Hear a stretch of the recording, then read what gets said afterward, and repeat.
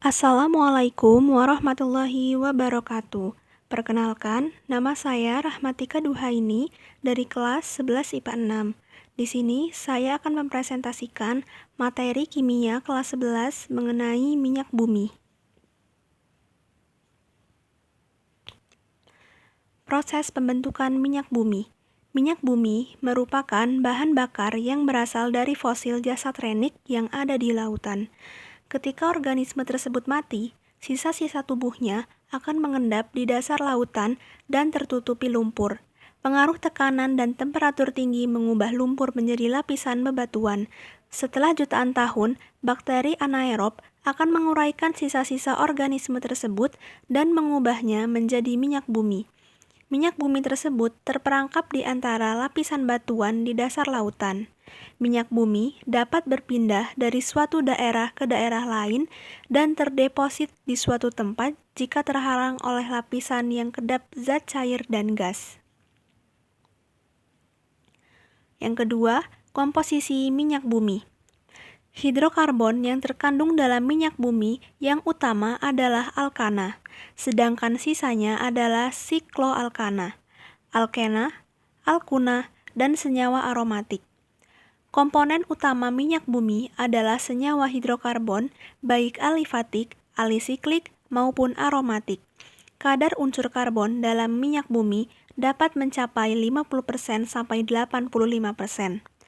Dalam minyak bumi, terdapat juga kandungan selain senyawa hidrokarbon dalam jumlah sedikit, di antaranya belerang 0,01 sampai 0,7%, nitrogen 0,01 sampai 0,9%, oksigen 0,06 sampai 0,4%, karbon dioksida, dan hidrogen sulfida.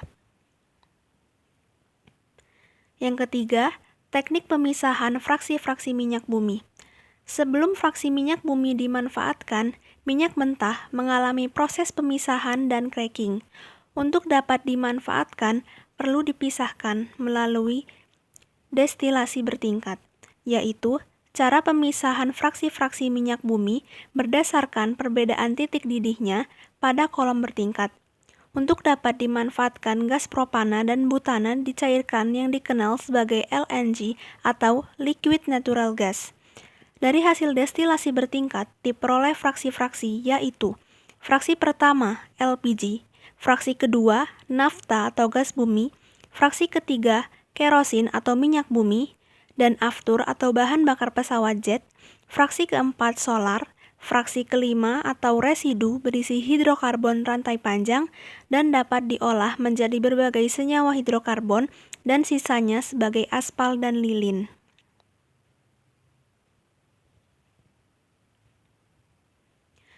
Fraksi minyak bumi dan kegunaannya. A. Fraksi ringan gas.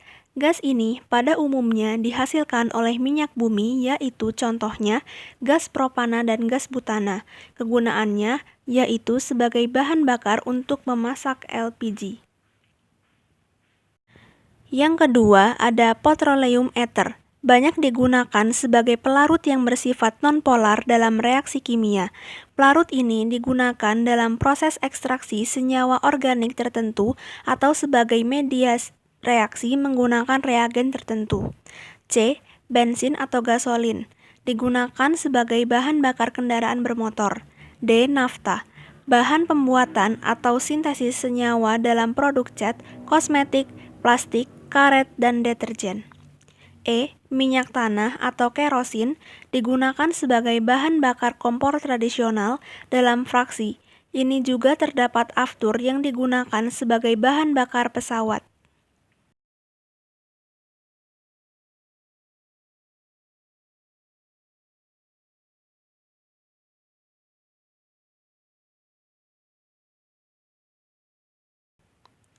F. Solar digunakan sebagai bahan bakar kendaraan. Solar juga digunakan sebagai bahan bakar dalam industri dan juga sebagai bahan bakar mesin berjenis diesel. G. Pelumas atau oli. Digunakan sebagai pelumas atau oli dalam mesin kendaraan dan digunakan untuk melindungi komponen yang berasal dari logam saat terjadi gesekan. H. Lilin.